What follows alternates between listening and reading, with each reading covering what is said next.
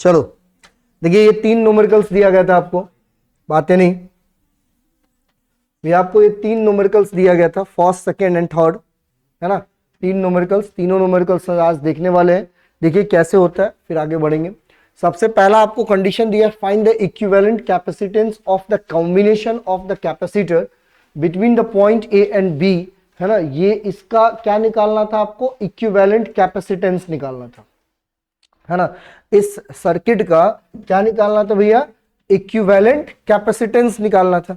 चलिए ध्यान से देखेंगे भैया, सबसे पहला कंडीशन है और बात करने वाले हैं यहां पर, देख लो।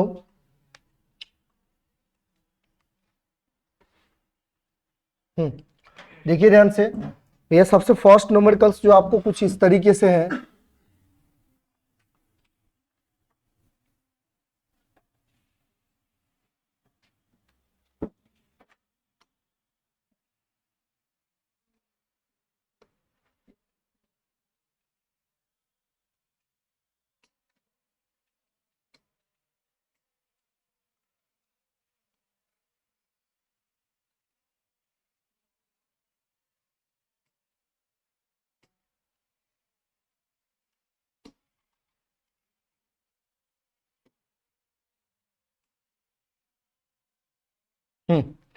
देखो ध्यान से, यहीं से देख लेता हूं मैं। एक कैपेसिटर है, फिर बीच में दूसरा आएगा, अच्छा यहां से दूसरा आएगा, ऐसे थे ऐसे था।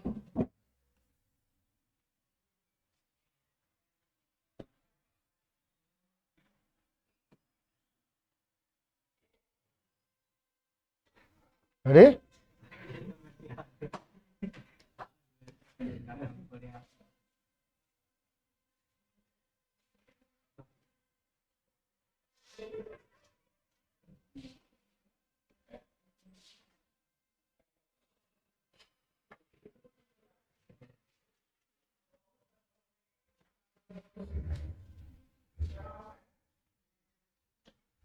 थोड़ा कॉपी देना रे भाई, दे दो कॉपी। कोई लिखा है क्या?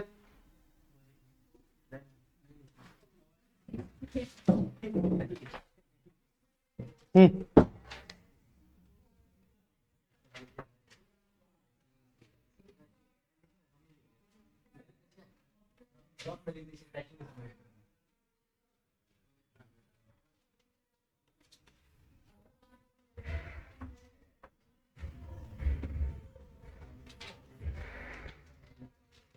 ठीक है, देखिए ध्यान से।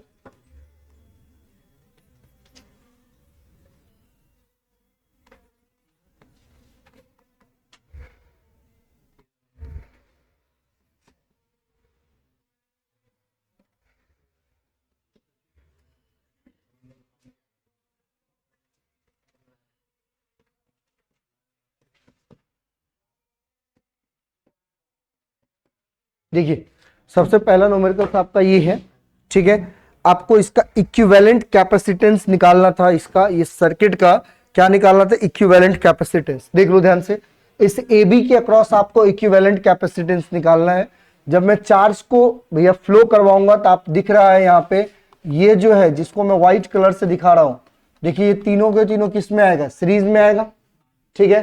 राधे जी इधर देखिए, फिर ये दोनों किस में आएगा भैया, पैरेलल में होगा ही नहीं होगा, है ना। सबसे पहला कंडीशन है कि आपको ये 3 कैपेसिटर किस में दिख रहा है, सीरीज में, और ये दोनों किस में दिख रहा है, पैरेलल में।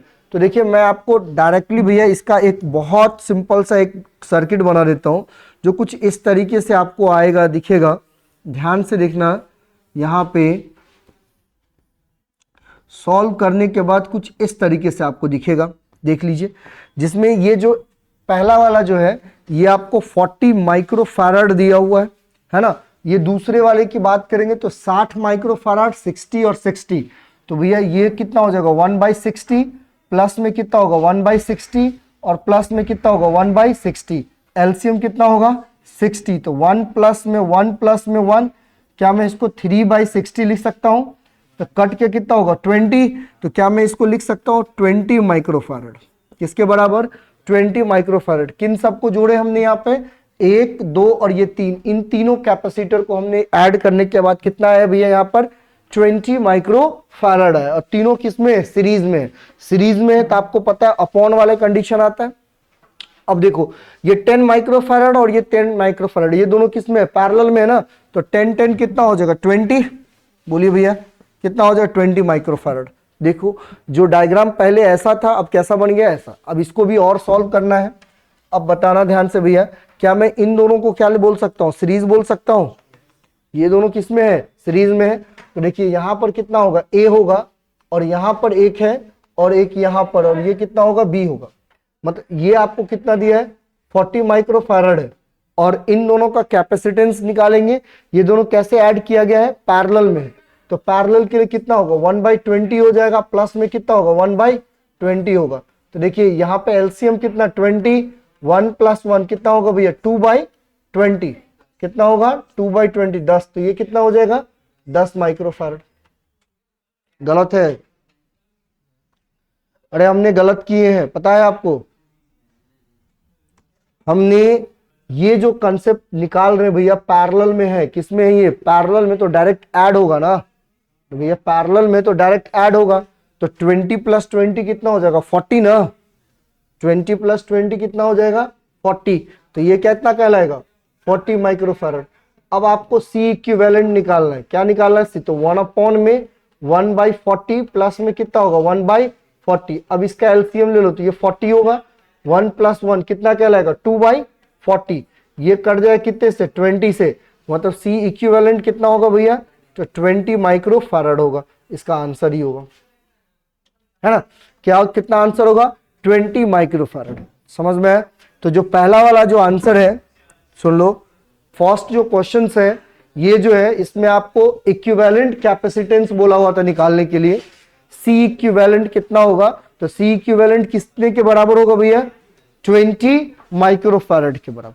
अब ध्यान से सुनना भाई, इसी क्वेश्चन में आपको बोल सकता था, ये जो क्वेश्चन है इसी में अगर आपको ये बोल देता कि मान लो कि इस सर्किट में, जो सर्किट है उसमें हमने 1000 वोल्ट का सोर्स अप्लाई किए, मतलब पोटेंशियल अप्लाई किए, है ना। इस सर्किट को हमने एक बैटरी से कनेक्ट करके रखे, उसका पोटेंशियल कितना है? मान लो 100 है या 1000 वोल्ट है ना। तो अगर आपको इसमें पोटेंशियल गिवन रहता, आपसे इसी में पूछा जा सकता है। दो क्वेश्चंस अलग अलग लेने से अच्छा मैं इसी में बता देता हूं कि अगर आपको बोला जा सकता है कि इसी में दिया रहता कि इस सर्किट को हमने मान लो 1000 वोल्ट के सोर्स से हमने क्या किया? करंट, सॉरी, सोर्स से इसको हमने क्या किया? कनेक्ट किए। तो आप मुझे बताओ कि इस सर्किट में टोटल चार्ज कितना फ्लो करेगा? क्या फ्लो करना है? चार्ज कितना फ्लो करेगा। तो भैया आपको इस सर्किट का इक्विवेलेंट कैपेसिटेंस मिल गया है कितना? 20। और उस सर्किट को आपने पोटेंशियल कितने से जोड़े हुए हैं? 1000 वोल्ट से जोड़े हुए। तो हमें क्या निकालना है? चार्ज निकालना है। तो कैपेसिटेंस का फॉर्मूला क्या होता है? चार्ज अपॉन में क्या होता है? वी होता है। यही होता है ना। तो भैया बताना, चार्ज जो हो जाएगा कैपेसिटेंस इंटू में कितना होगा? पोटेंशियल होगा। अरे हाँ, ये नहीं, कैपेसिटेंस आपने कितना निकाले भैया? तो 20 माइक्रो फैराड निकाले, और इंटू में कितना हो जाएगा? 1000 वोल्ट होगा। अरे हाँ, ये नहीं, है ना भैया। देखो ध्यान से, क्या मैं इसको लिख सकता हूं 20, 1 2 3 4 गो जीरो इंटू माइक्रो को क्या मैं 10⁻⁻6 लिख सकता हूं? कूलम्स हो जाएगा, क्योंकि कैप चार्ज है तो कूलम हो जाएगा। इसका मतलब Q जो होगा, क्या यहां से 4 गो जीरो हट जाएगा? 2 गुने में 10 के पावर कितना होगा भैया? -2, है ना, कूलम। या इसी को आप क्या लिख सकते हैं? 0.02 कूलम। तो इतना चार्ज क्या करेगा? उस सर्किट में फ्लो करेगा, है ना। तो अगर इसी में आपसे ऐसा भी पूछ देता है, पोटेंशियल अगर आपको दिया है, चार्ज आपको निकालना है, तो आप इस तरीके से निकाल सकते हैं, या उल्टा भी हो सकता है। आपको इसमें बोला जा सकता था कि भैया आपने 1000 कूलम या 100 कूलम या 50 कूलम चार्ज फ्लो करवा रहे, तो उसका पोटेंशियल कितना होगा, है ना। जो बैटरी से आपने कनेक्ट किए उसका पोटेंशियल कितना होगा। तो सेम यहां से आप पोटेंशियल निकाल लेते। चार्ज गिवन रहता है, कैपेसिटेंस पता होता तो क्या निकाल लेते? पोटेंशियल निकाल लेते, है ना। तो ये आपका पहला क्वेश्चन का आंसर है, जो ये वाला है। जल्दी करेंगे इसको, जल्दी करो।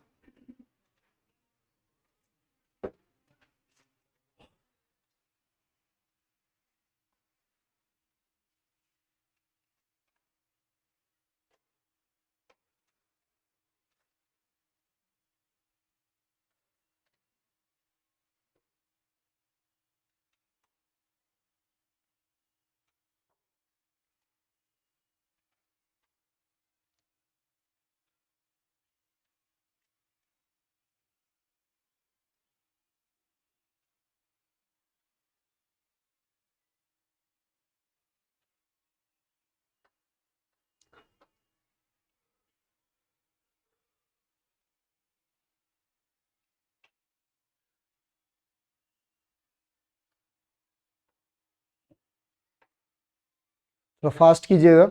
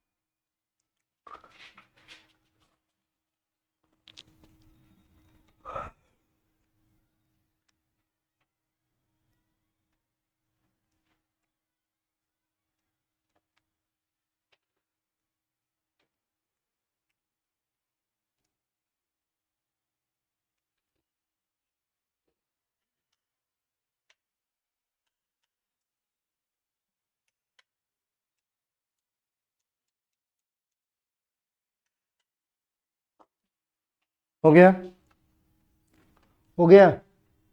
चलो दूसरा क्वेश्चन देखिए। देखो भैया सेकंड नंबर क्वेश्चन से आपको क्या देखिए सेकंड नंबर क्वेश्चन से आपसे क्या बोल रहा है। सेकंड नंबर क्वेश्चन ये था आपका, find the equivalent capacitance of the combination shown in the figure. मतलब सेम कंडीशन है, आपको इसका इक्विवेलेंट कैपेसिटेंस निकालना था। क्या निकालना था? Equivalent capacitance. कुछ इस तरीके से दो जुड़ा हुआ, इधर से दो, बीच में एक है और ए बी के अक्रॉस है। ठीक है, चलिए देख लो ध्यान से भैया। कुछ इस तरीके से आपको एक कैपेसिटेंस है, यहां पर एक दूसरा है, ये इधर आ गया, इधर है, और देन एक ये है, और यहां पर आपका एक लगा हुआ। ये कितना है? ए और बी के अक्रॉस है। ठीक है, ये ए और बी के अक्रॉस है। देख लीजिए इसका कैपेसिटेंस की वैल्यू कितना दिया। ऊपर की बात करते हैं तो C1 C2 C3 है। Again C1 C1 C2 C2 और C3 है। ठीक है, कोई दिक्कत नहीं। देख लो भैया, ये आपको C1 कैपेसिटेंस है, ये C2 सॉरी ये भी कितना है? C1 है, ये C2 है, और ये C2 है, और ये कितना है? C3 है। ठीक है, और ए बी के अक्रॉस आपको निकालना, मतलब C1 C2 C3 के ही टर्म्स में आपको निकालना है। इसका वैल्यू कुछ गिवन नहीं दिया हो। तो देखो अगर मैं बात करूं यहाँ पे, तो आप ध्यान से देखो भैया, जब आप इसमें चार्ज क्यू फ्लो करवाते हो तो देखिए ध्यान से, इस पॉइंट पे आके कितने पार्ट्स में बटेगा भैया? इसमें Q1 जाएगा, इसमें Q2 जाएगा, और इसमें कितना जाएगा? Q3। क्या 3 पार्ट्स में बटेंगे नहीं चार्ज?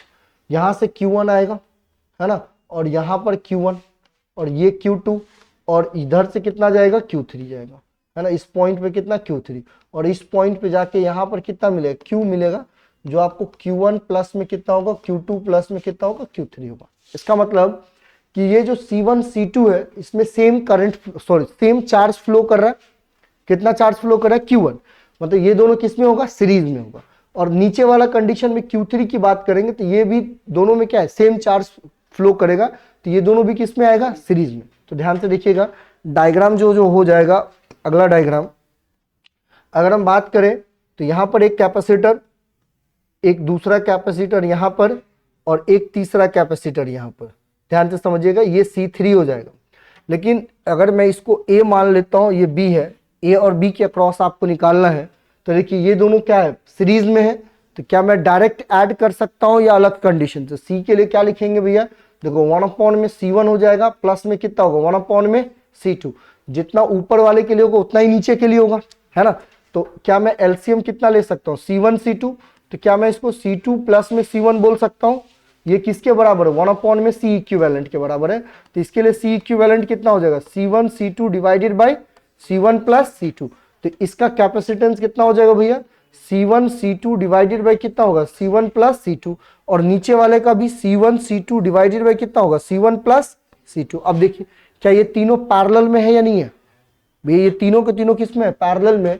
तो पैरेलल में आप क्या करते हैं? डायरेक्ट ऐड करते हैं ना। तो C इक्विवेलेंट जो होगा क्या कहलाएगा? C1 C2 डिवाइडेड बाई कितना होगा? C1 प्लस में C2, प्लस में कितना? C3, प्लस में कितना भैया? C1 C2 डिवाइडेड बाई कितना? C1 plus C2। इन दोनों को डायरेक्ट आप ऐसे भी ऐड कर सकते हैं ना। तो सी इक्विवेलेंट कितना हो जाएगा, twice of C1 C2 divided by C1 plus C2 और प्लस में कितना होगा C3। ये आपका आंसर होगा। जल्दी करो।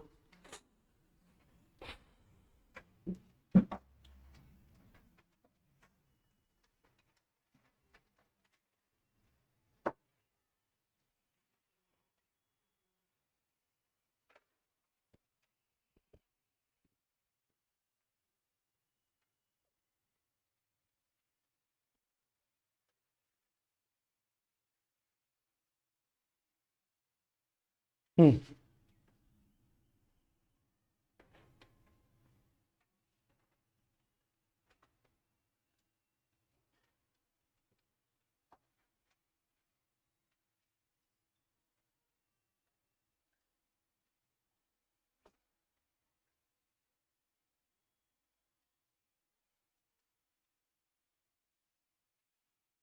ठीक है, ये आपका दूसरा नंबर था जो होमवर्क में दिया गया था। दूसरे नंबर का न्यूमेरिकल्स वो है।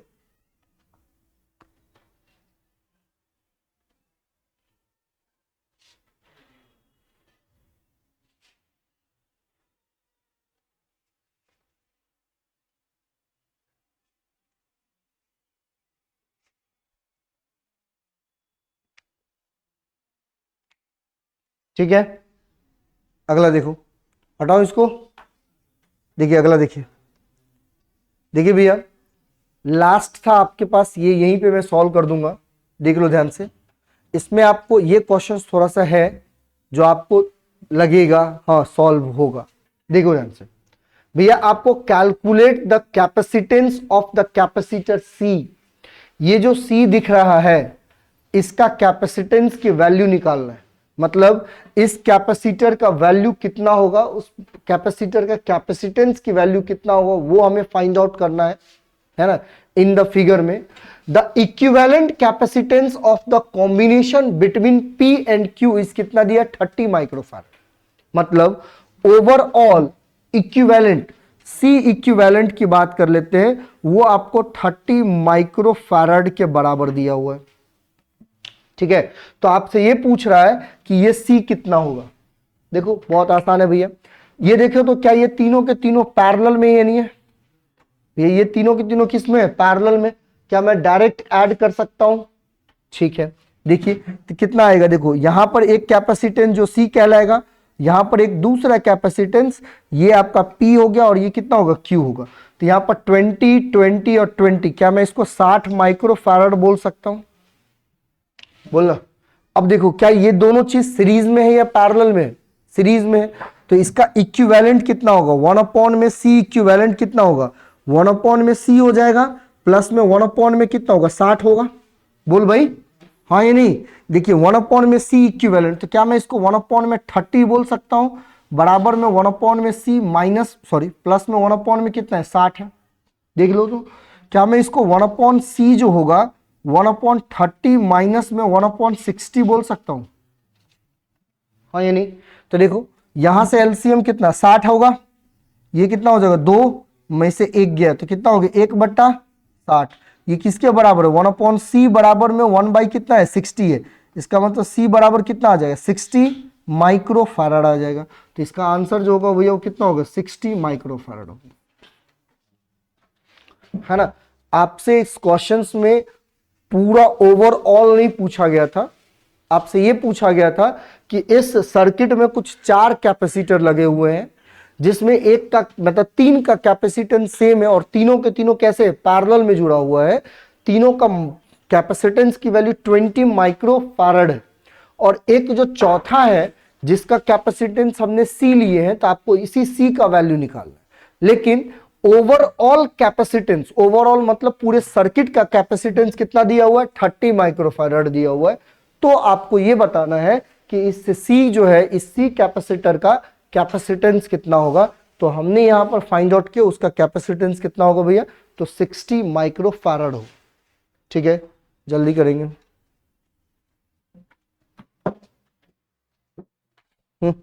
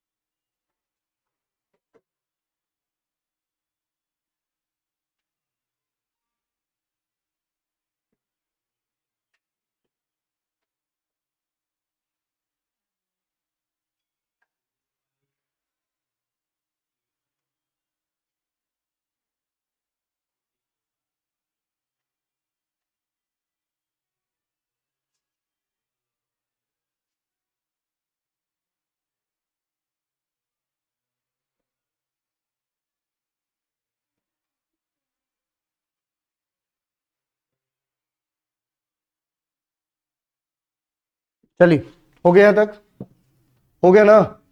चलिए तो अगला क्वेश्चन सॉल्व कर दो।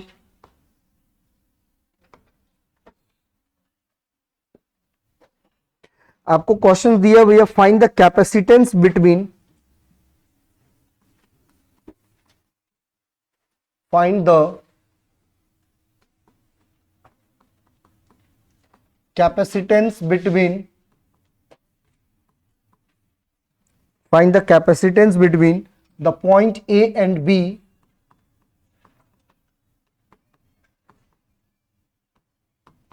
find the capacitance between the point A and B of the assembly shown in figure.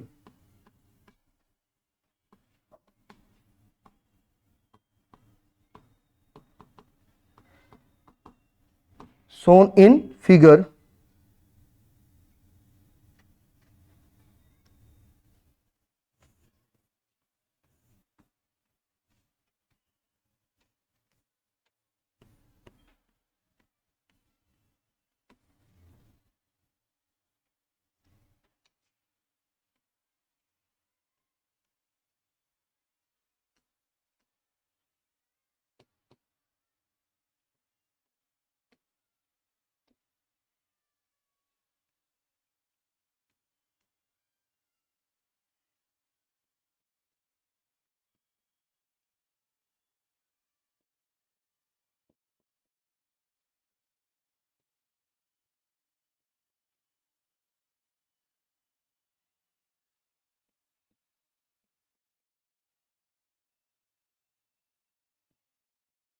चलिए निकालिए तो,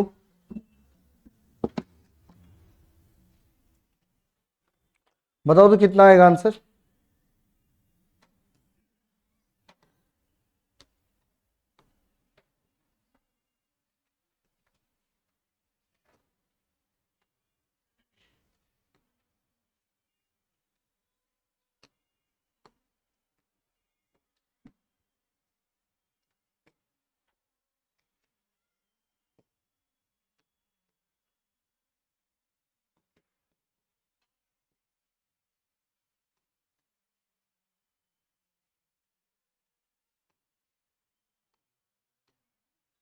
हम्म,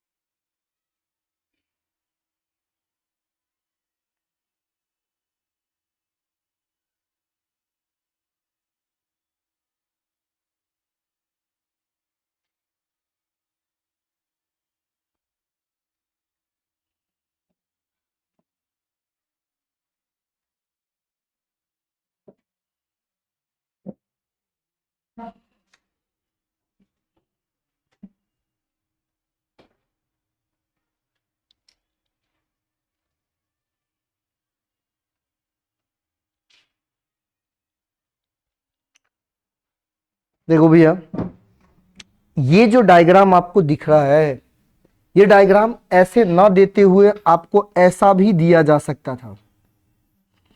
ध्यान से समझेंगे पहले, ये डायग्राम ऐसे ना देते हुए आपको ऐसा भी दिया जा सकता था, और ये दोनों डायग्राम सेम है। ठीक है, अगर आपको इस तरीके से डायग्राम दिख रहा है, या इस तरीके, अगर ऐसा बोल रहे हैं इसको ऐसा ना देते हुए आपको ऐसा भी डायग्राम दिया जा सकता था।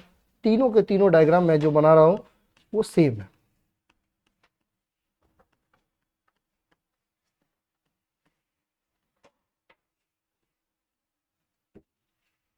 ठीक है, ये ए और बी है। अब खुद देखो, इसको थोड़ा सा मैं इलोंगेट कर दूंगा तो कुछ इस तरीके से दिखेगा। ठीक है, ये तीनों के तीनों डायग्राम सेम है। और ये जो डायग्राम है आप आगे चल के पढ़ेंगे, एक एक्सपेरिमेंट है चैप्टर नंबर 3 में, या आपने थोड़ा बहुत 10th क्लास में पढ़े होंगे, नाम सुने होंगे व्हीट स्टोन ब्रिज का, है ना। व्हीट स्टोन ब्रिज एक बैलेंस ब्रिज होता है जो P/Q बराबर में R/S के बराबर होता है, वो रजिस्टेंस के अकॉर्डिंग। लेकिन यहां पर अगर मैं व्हीट स्टोन ब्रिज की बात करूं तो जिसमें ये जो आपको मिडिल वाला टर्म्स दिख रहा है, ये किसी भी टाइप्स का कोई कैपेसिटर नहीं होता है, इसको हम डमी कैपेसिटर बोलते हैं। क्यों? रीजन यही है कि यहां पर कोई भी चार्ज ना जा पाएगा। सिंपल से एक एग्जांपल के रूप में मैं बताता हूं भाई। मान ले एक नहर है यहां पर, ठीक है, पानी बहुत अच्छे से फ्लो कर रहा है भैया, नहर है जिसमें पानी फ्लो कर रहा है। अब यहां पर आपने बड़ा सा पत्थर रख दिए तो क्या करेगा? पानी फ्लो करना बंद कर देगा? नहीं, इसके बगल से निकल जाएगा। निकलेगा कि नहीं निकलेगा? सिंपल सी बात है। पानी को क्या चाहिए भैया? जहां पर रास्ता मिलेगा वो सट से निकल जाएगा वहां पर, और वो भी आसान रास्ता, जहां पर उसको दिख रहा है कि हाँ मुझे कोई अपोज कर रहा है, अपोज मतलब धक्का धुक्का दे रहा है, तो वहां से वो जाएगा क्या? नहीं जाएगा। तो सेम कंडीशन है, अगर पानी वहां से फ्लो कर रहा था, बीच में आपने पत्थर रख दिए तो क्या होगा? ये ऐसा वेट तो नहीं करेगा कि हाँ भैया भर जाएंगे तब इसके ऊपर से निकल जाएंगे। भैया उसको बगल से दिख रहा है रास्ता, या इधर से दिख रहा है रास्ता, उधर से निकल जाएगा, है ना। अब सुनो, जो सेम कंसेप्ट यहां पर भी है। अब होता क्या है इन तीनों कंडीशन में, इन तीनों कंडीशन के बारे में बात करते हैं। जैसे सपोज मान लो कि अगर आपने चार्ज को यहां से फ्लो करवा दिए, ठीक है, इस पॉइंट पे जाके चार्ज दो पार्ट्स में बढ़ जाएगा, एक Q1 में और दूसरा Q2 में। ठीक है, कितने पार्ट्स में बढ़ेगा? दो पार्ट्स में बढ़ जाएगा। अब देखो भैया, ये तो इसमें तो Q1 चार्ज आ रहा है, इतना तो पता है। इसमें कितना चार्ज आ रहा है? Q2 चार्ज आ रहा है। अब यहां पर भी आने के बाद दो पार्ट्स में बटेगा, सिंपल सी बात है। लेकिन चार्ज क्या सोचेगा कि जहां पर, या पानी की बात करो, जहां उसको ज्यादा तकलीफ होगी वहां से वो फ्लो नहीं करेगा, जहां से आसानी से फ्लो हो जाए वहीं पे फ्लो करेगा। तो भैया ये जो कंडीशन है, इस पे ना जाते हुए डायरेक्ट किधर चले जाएगा? इसमें चले जाएगा, Q1 चार्ज। इधर भी ये इधर ना जाते हुए किधर चले जाए? Q2 charge. मतलब ये एक टाइप से हम बोल सकते हैं डमी है। क्या ये? डमी है ना भाई। मान लो जैसे तुमने एक कंसेप्ट आपने पढ़े होंगे क्लास 10th में, मान ले यहां पर एक पॉजिटिव और निगेटिव चार्ज मतलब सेल लगा दिए, यहां पर एक रेजिस्टेंस आप अप्लाई कर रहे हैं, ठीक है। तो भैया पॉजिटिव से करंट निकलेगा, निगेटिव की तरफ जाएगा, ये सबको पता है ना। लेकिन अब मैं क्या कर रहा हूं, यहां पर एक सिंपल सा आपने बल्ब यहां पर लगा दिए थे, है ना, और बहुत सारे इसमें लगा होगा, बहुत सारे कंडीशन, एक ही चीज नहीं लगा होगा। मान लेते हैं यहां पर एक और रेजिस्टेंस लगा हुआ है जो दोनों सीरीज में लगा हुआ है, इससे भी करंट आई ही फ्लो कर रहा है। लेकिन अब हम क्या कर रहे हैं, यहां से यहां तक एक नॉर्मल सा एक वायर अप्लाई कर देते हैं। वायर रेजिस्टेंस, कोई भी अप्लायंसेस, इलेक्ट्रिकल अप्लायंसेस को हट के बीच में एक वायर दे देते हैं। तो भैया आपको पता है ये रेजिस्टेंस है, इसका काम क्या है? रजिस्ट करना ना करंट को, मतलब प्रतिरोधक बोलते भैया। प्रतिरोधक का काम क्या है? रोकना। किसको रोकेगा? करंट को। तो भैया इसको करंट जब जब फ्लो करेगा, तो जब ये रोक रहा है तो ये तो रोकेगा नहीं, ये तो कंडक्टर है, ये आसानी से इधर पास कर जाएगा। तो ये बल्ब में किसी भी टाइप का कोई करंट पास ही नहीं होगा। तो इसी को हम क्या बोलते हैं? डमी बोलते हैं। तो सेम यहां पर भी ये कंसेप्ट जो है किसके लिए है? डमी के लिए। तो अब इसका सॉल्यूशंस कैसे करते हैं, इसमें आप देखो ध्यान से, ये इसी का डायग्राम है भैया। ये तीनों डायग्राम जो बनाया हूं आपको सेम डायग्राम दिखेगा। अगर आपको ये डायग्राम दिख रहा है तब पर भी आप ऐसा ही बनाएंगे, ये दिख रहा है तब पर भी ऐसा ही बनेगा। तो आपका देखो सर्किट कैसा बनेगा। आपको यहां पर ए है, ठीक है, यहां से गया, फिर यहां से गया, यहां से जाएगा, और ये कितना जाएगा? यहां से, और ये कितना हो जाएगा? बी। मतलब बीच वाला क्या हो जाएगा? हट जाएगा। मतलब ये कितना हो जाएगा? 1 माइक्रोफैराड है, और ये कितना है भैया? 2 माइक्रोफैराड है। ये कितना दिया है? 2 माइक्रोफैराड, और ये कितना दिया? 6 माइक्रोफैराड। ठीक है, अब इन सब को सॉल्व करेंगे तो एक नया डायग्राम फिर से बनेगा आपको। इसका एक कैपेसिटर, इसका भी एक कैपेसिटर और इन दोनों के बीच में बी पॉइंट, ये ए पॉइंट और ये बी पॉइंट। ठीक है, ये देखो किसमें जुड़ा हुआ है, सीरीज में।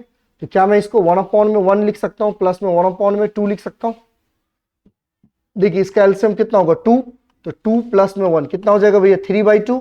तो देखिए इसको मैं क्या, इसका कैपेसिटेंस कितना होगा 2/3 माइक्रो, उल्टा होगा ना, कितना होगा 2/3 माइक्रो फैराड। लेकिन नीचे वाले कंडीशन की बात करेंगे तो 1/2 प्लस में क्या होगा 1/6, एलसीएम कितना 6 ही, 2 3 जा, तो 3 प्लस में कितना होगा 1, कितना क्या लगेगा 4/6, कट जाएगा 2 से और 3 से, और ये कितना होगा 3/2 हो जाएगा माइक्रो फैराड। अब बताइए ये दोनों किस में है, पैरेलल में है, तो सी इक्विवेलेंट कितना होगा भैया, क्या मैं इसको 2/3 प्लस में 3/2 बोल सकता हूं। एलसीएम कितना 6, तो 4 प्लस में 9 कितना होगा 13/6 माइक्रो फैराड, ये आंसर होगा।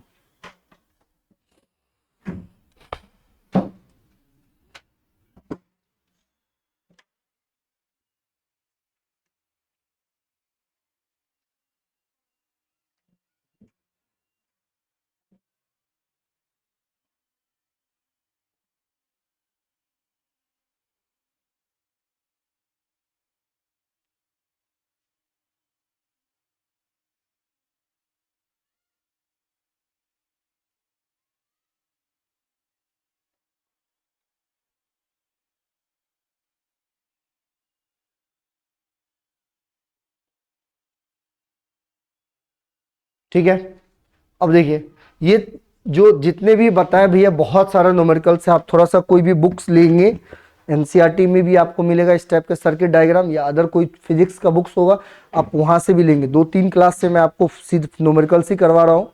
ठीक है, आप न्यूमेरिकल्स और ज्यादा प्रैक्टिस करेंगे तो ये बहुत आसान हो जाता है। और सेम उसी टाइप का हम पढ़ेंगे फिर अगले चैप्टर में रजिस्टेंस के ऊपर, ये अपने 10th में पढ़े होंगे, और इसी के सेम टाइप्स का हम पढ़ेंगे चैप्टर नंबर 3 में। अब हम जो पढ़ने वाले हैं जिसका नाम है कितना एनर्जी स्टोर होगा किसी भी कैपेसिटर में, है ना, चाहे वो पैरेलल प्लेट कैपेसिटर हो या किसी भी टाइप्स का कोई भी प्लेट कैपेसिटर, स्फेयर हो, सिलेंड्रिकल हो, या कोई भी शेप एंड साइज का कैपेसिटर हो, तो कितना एनर्जी स्टोर होगा किसमें, तो कैपेसिटर में। और एनर्जी का मतलब होगा पोटेंशियल एनर्जी की बात कर रहे हैं, पोटेंशियल एनर्जी कितना स्टोर होता है, मतलब जितना ज्यादा चार्ज आप स्टोर करोगे उतना ज्यादा पोटेंशियल एनर्जी मिलेगा, तो कितना स्टोर होगा वो चीज हम पढ़ने वाले हैं। ठीक है, देन एक टॉपिक और आता है कॉमन पोटेंशियल क्या होगा। कॉमन पोटेंशियल सिर्फ हम फाइंड आउट कर सकते हैं पैरेलल प्लेट कैपेसिटर के लिए, सीरीज के लिए नहीं। अगर सीरीज प्लेट कैपेसिटर है तो वहां पर कॉमन पोटेंशियल नहीं होता है, सीरीज के लिए कॉमन पोटेंशियल आपको बट जाएगा, अलग अलग हो जाता है। लेकिन अगर मैं पैरेलल प्लेट की बात करूंगा तो पैरेलल प्लेट में हर एक कैपेसिटर का कैपेसिटेंस कितना होता है, कॉमन होता है। तो ये दूसरा टॉपिक। तीसरा टॉपिक हमें देखना है कि हम मतलब भैया एक होता है डाइलेक्ट्रिक क्या होता है, जिसमें non dielectric, non polar dielectric क्या होगा और पोलर डाइलेक्ट्रिक क्या होगा, ये तीसरा टॉपिक। और हम यूज कहां कहां करते हैं कैपेसिटर का, ये चौथा टॉपिक। तो ये हम कल देख के, कल हो सकता है तो हम इस चैप्टर को राम मतलब भैया बोल देंगे बाय बाय टाटा, और नेक्स्ट डे से हम स्टार्ट करेंगे चैप्टर नंबर 3। चलिए जय।